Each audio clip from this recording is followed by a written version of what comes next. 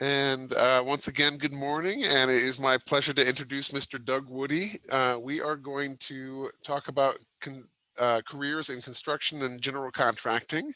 And basically, I've got some interview questions prepared, and we also are ready to kind of pass it off. Thank you so much for joining us, Doug. And if you would just give us just a brief introduction of yourself, and we'll kind of jump right into it. Let me unmute there. Yeah, certainly happy to. My name is Doug Woody. I'm Vice President for Bryan Construction. My role at the company is I oversee operations for, we got multiple offices up and down the Front Range. We're headquartered in Springs here locally, and then we have a Denver office and a Fort Collins office. So I oversee our Denver and Colorado Springs operations for commercial construction. And what that really means as a general contractor is a lot of the facilities you guys are in currently. We do a lot in the educational environment, school, ground up schools, new schools, additions, renovations, have done work within District 49. It's office buildings. We do a lot of government work at the military bases. So anything building related is us. Including even site work, infrastructure, roads, utilities, all those kind of things. So it's a busy business, keeps me hopping for sure, but in generality, that's what we do. Excellent, thank you. And so you, I'm guessing at this point in your career, have probably had a bunch of different stepping stones to get to where you were. Can you give us a little bit of the kind of experiences that you've had in different positions leading up to where you're at now? Sure, yeah. And the fun story I always get to share kind of started where a lot of the students that are online today kind of started down that path. So I am a native of Colorado Springs, and I was in Whitefield School District when I was in high school. And they had a building trades program where we actually went out every year and built a house. And so that was the kind of start of my career path, where I entered into that vocational program, which I'm happy to see making a rebound in all the schools for those same reasons. And that really kind of set me on my path. Had a few instrumental instructors and folks along the way that invested their time in me. Starting in high school with my building trades teacher, he's seen something in me. I was the first in my family to go to college, and that was really the result of my high school instructor pushing me that direction. I'm not saying that college is certainly not for everybody. There's a lot of other things out there and opportunities even in construction and the trades that offer a lot. But he kind of forced me out of my comfort zone, pushed me to go into construction management in college, which kind of set me on my way. So after graduating high school, going through college, kind of the stepping stones for our industry, there's a lot of different branches to it, but mine in particular was an introductory position in construction management called project engineer. It's really a support role within the construction industry that supports both the office component of what we do, as well as the field portion, or the superintendent role. So it's a lot of just day-to-day things of processing, making sure that materials are arriving on time, making sure that they match the plans and specifications for the job, being on site, doing quality control, verifying layout, things of that nature, working hand in hand with the architects on verifying information and requests for information if there's things that are unclear in the project documents, things like that. And so from there, that's kind of a role I filled for about the first 4 years of my career. Then I went into project management, so physically managing the projects on my own, to where I was kind of the focal point of the project, the leader of the project team, working hand in hand again with the superintendent. So did that for about a period of about 10 years, and then went into a role, and we can do a deeper dive in any of these as questions come up, but took a role as group manager for Southern Colorado, really more overseeing business development and day-to-day operations. And that ultimately led to about 2 years ago, this current role, which is Vice President of Operations for Denver and Colorado Springs. Excellent. And so you referenced the home building project, the home build project down in Widefield. I was just down at the mill facility a couple weeks ago, and we had there was a group of students and a little celebration there for their most recent home build. Are you connected with that still, or currently, or? Yeah, no, certainly that has certainly morphed into not only Whitefield School District, but I think it's Peyton School District is also the combined school district force behind the mill. But yeah, no, still heavily supportive of that, still engaged. Was president of the board for El Paso County Contractors Association. We support that group heavily because once again, that has been a huge catalyst within the community to develop interest in what we do. There's still a huge shortage in the construction industry, whether it be on the management side, similar to the career path I went to, or even the trades, the plumbers, the framers, the electricians, the pipe fitters, all those trades are still heavily needed. And so any format such as the mill that can help develop interest and a skill set, honestly, for these young kids is awesome. So yeah, heavily support them and what they're doing, their mission. And we can't get enough of that in our industry.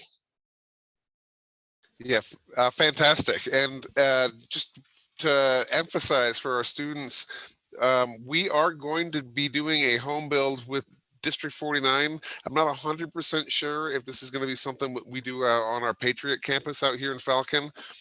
We have also talked about partnerships with the mill, which is just a fantastic facility in which students can learn skilled trades, cabinetry, all kind of really cool hands-on opportunities there. If students are interested in that, please reach out to me. Everybody should have my email, or just pop on Google Classroom, you can find me. But if you are interested in building a house, we're not necessarily taking a bunch of freshmen and sticking them out on a work site, but we are building a pathway where students will be able to learn some of the skills that'll lead up to that. And then most certainly actually as an upperclassman, being able to build a house. And so the opportunity to see students build a house and the celebration that we had a couple weeks ago, that I got to attend. I didn't have anything to organize it, or I didn't build the house, but really, really cool. So I guess follow-up question: when you were a high school student and you were kind of getting this feedback, like at what point in your high school career did you start really clicking in terms of what you were really going to be doing? And you talked a little bit about the guidance you were receiving from your instructors. Can you tell us a little bit more about that? Yeah. So once again, kind of rewinding back to that high school piece. And kudos to you guys. That's awesome that you guys are starting a program, because that's once again piggybacks onto this question, right? Because had it not been for that program and that skill set that the district offered, I certainly wouldn't be here today. So that's awesome you guys are doing that. But no, I remember it was kind of post freshman year. The way they had set that up is that you get kind of an introductory to woods, and then they also had a heavy automotive vocational program. And I remember after my freshman year, having to make that decision of, okay, what do I, there's a lot more to do on either side. So once again, the building trades program and building a house, or I could, dabble more in the automotive piece, and there was tons of more vocational options, but that's kind of where I was settling.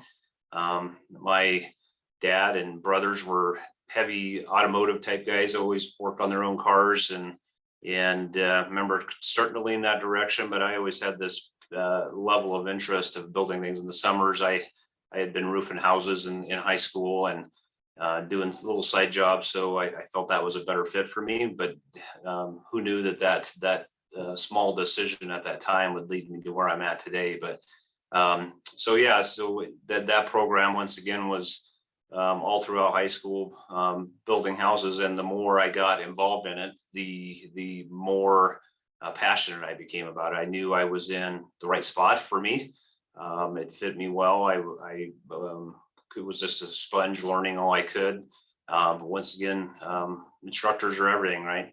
So the teacher again had most of his career in the home building industry.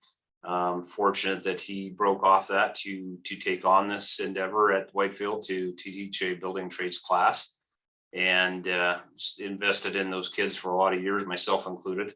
So he just fundamentals. He would start at the beginning, and as each as you went from sophomore to junior to senior, you had more and more responsibilities, and it was relied upon the upperclassmen to help kind of bring the lower classmen up underneath them, teach them even more.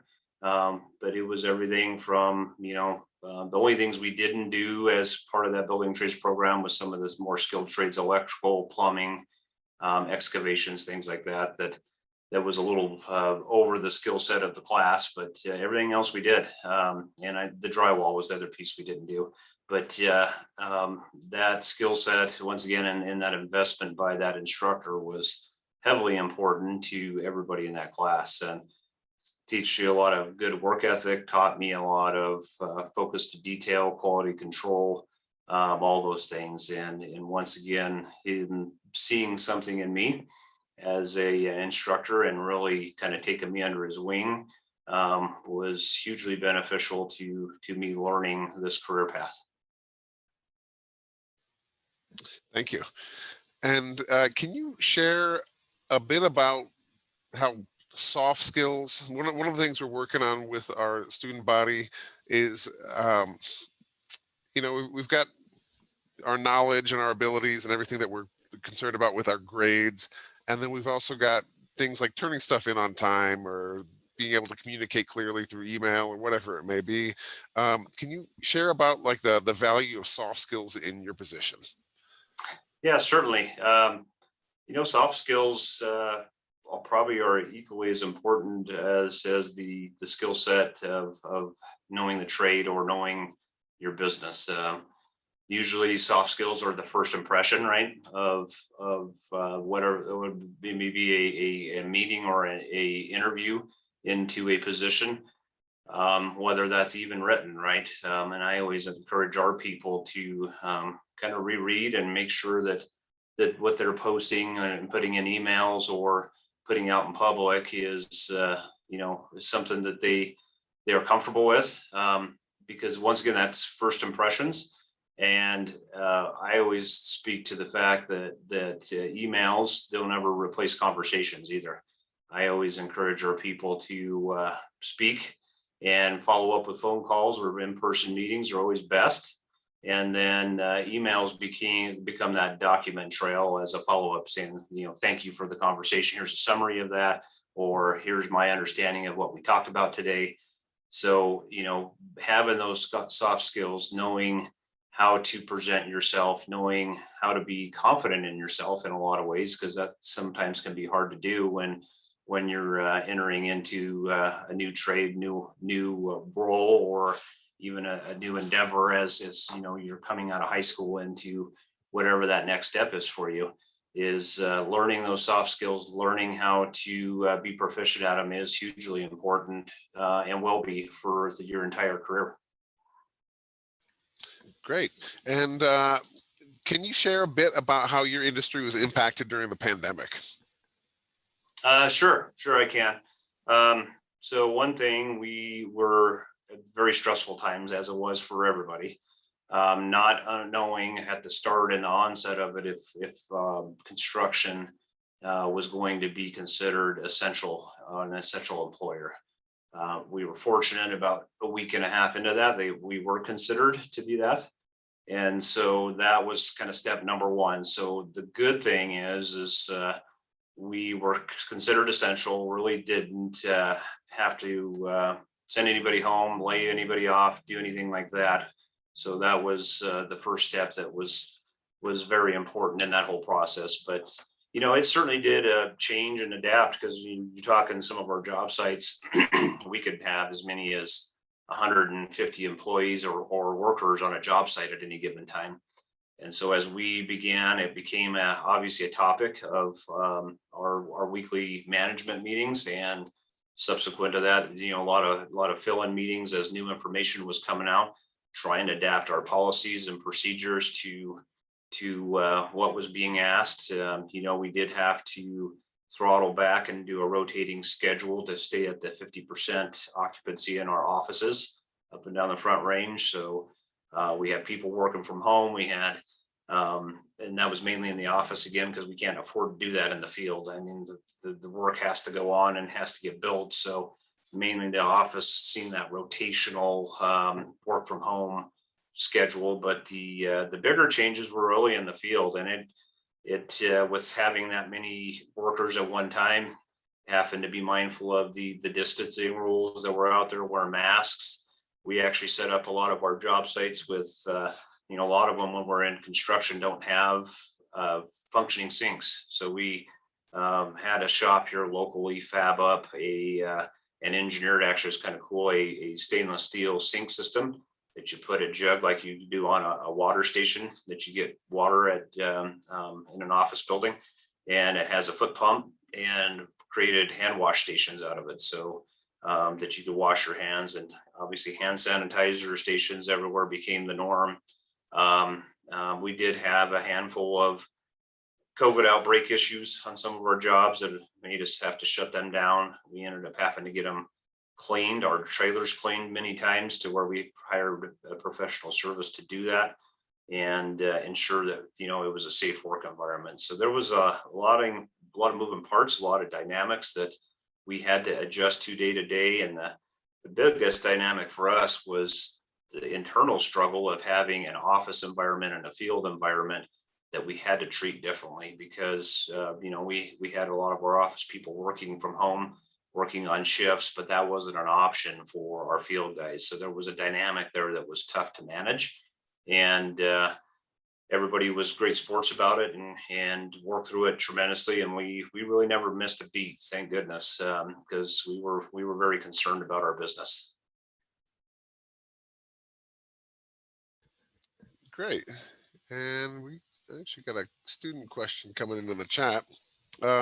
Average starting salary for a construction manager?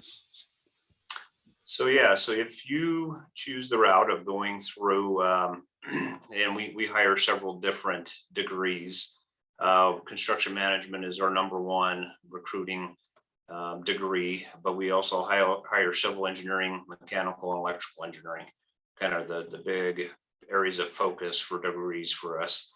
So fresh out of school, those positions are starting right now off at about 65 to 70,000 per year, fresh out of school. So not a bad salary at all, considering.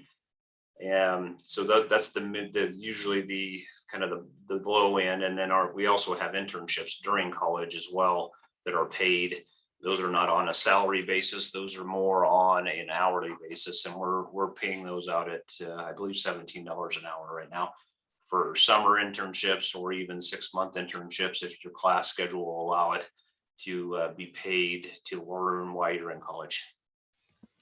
Great. And so then also question about just average starting salary per hour wage of just general trades. It's probably somewhere in there. I mean, what difference does that college degree make versus going straight into like an apprenticeship program?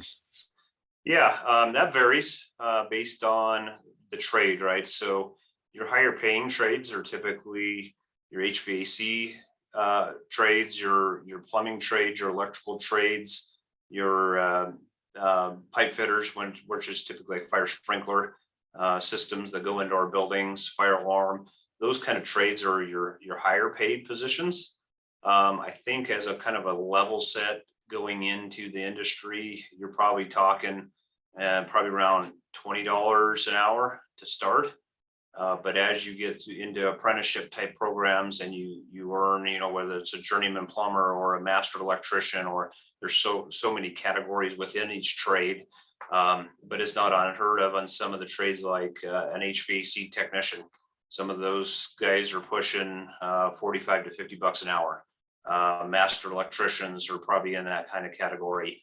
And so there's a wide range, but baseline probably starting into the trades as just a tradesperson fresh out of school, no experience, kind of the ground level is probably in that 18 to 20 bucks an hour. Great. And we've got a question about what kind of classes did you take during your degree for construction management? Yeah, no, there's myriad out there. So there's a lot of introductory things like construction contracts. There's materials and methods, understanding materials and construction methods. There's a lot of business law. There's a lot of those kind of introductory pieces. Then as you kind of graduate up, what was a lot of fun is you get to do a lot of things like soils engineering. So we investigated and tested several types of soils and understand how that impacts the structure types and how to design buildings around that. We got into estimating, how to get into how we put numbers together to estimate a project. Was one of the classes. Scheduling is another huge piece of what we do. So introduction into scheduling and how those methodologies look from a standpoint of what we do into the actual products we use in softwares. There was a lot of surveying. Surveying was another class that we had taken. So a lot of management type pieces around construction management. I'm trying to think of some of the others right now, but those are the big ones. Once again, knowing contracts and construction law was a big piece. The surveying was a big piece. A lot of the engineering classes, estimating and scheduling were kind of the key components of that degree. And of course, with any degree, you have all your general requirements. So that's usually the first year and a half to 2 years of your degree is specifically all your general requirements, so to speak. Awesome. And then kind of a two-parter here. What does it take to get started in the trades? I know we've kind of touched on a couple different options there. And then what would you say to kids who plan on working construction right out of high school, and what tips would you give them?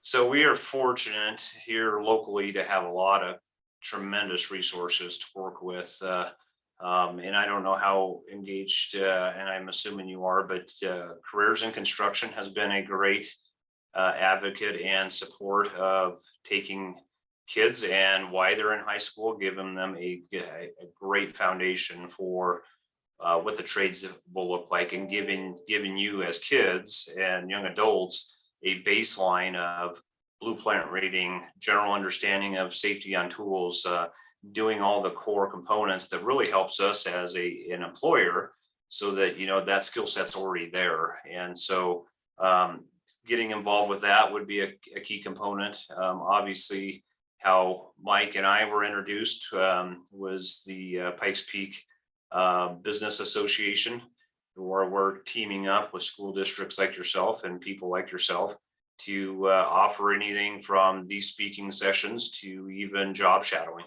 So if it's something that you as a person or a student piques your interest of setting up job shadows for, whether that's just an hour, half day, couple sessions, to where you get to kind of go out and kind of visit what we do. And because I think that's the most important thing is understanding career paths and what interests you and what doesn't.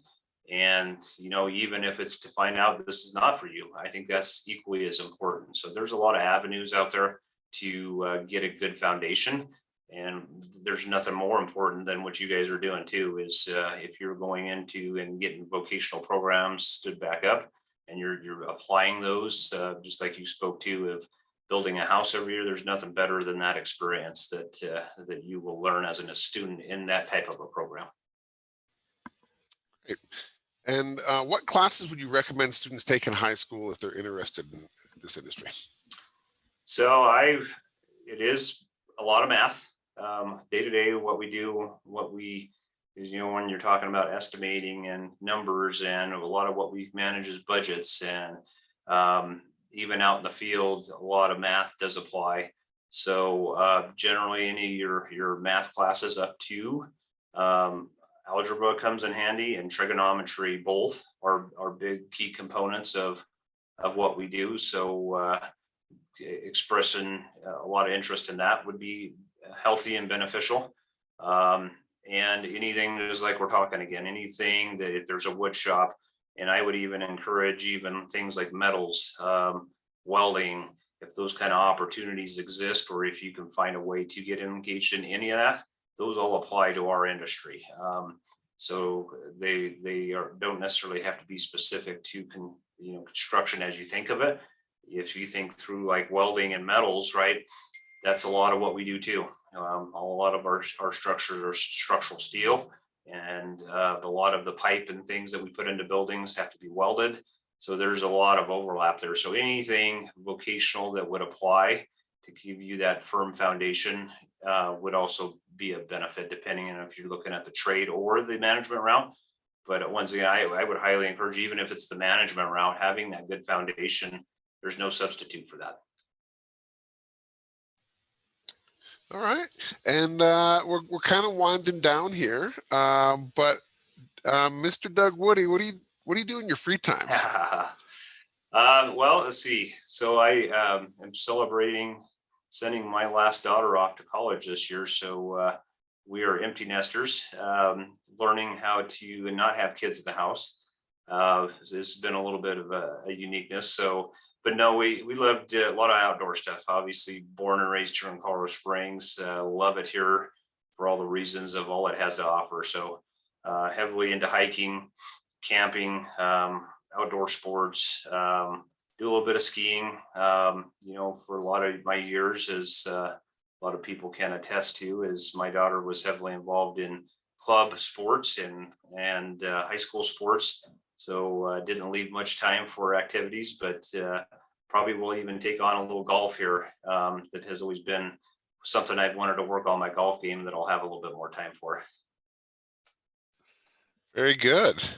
All right, well, we're just going to wrap up, I think, but thank you so much for your time and your wisdom. And yeah, we will probably be in touch for one reason or another at some point in the future. And thank you, everybody, for joining us. That's happy to. Yeah, appreciate everybody's time. And like I said, go out there and explore. That's the biggest advice I can give you, even if it's finding out you don't want to do something. I think that's key to everything. I couldn't agree more. Absolutely. All right, folks, everybody have a great week, and we will talk to you soon.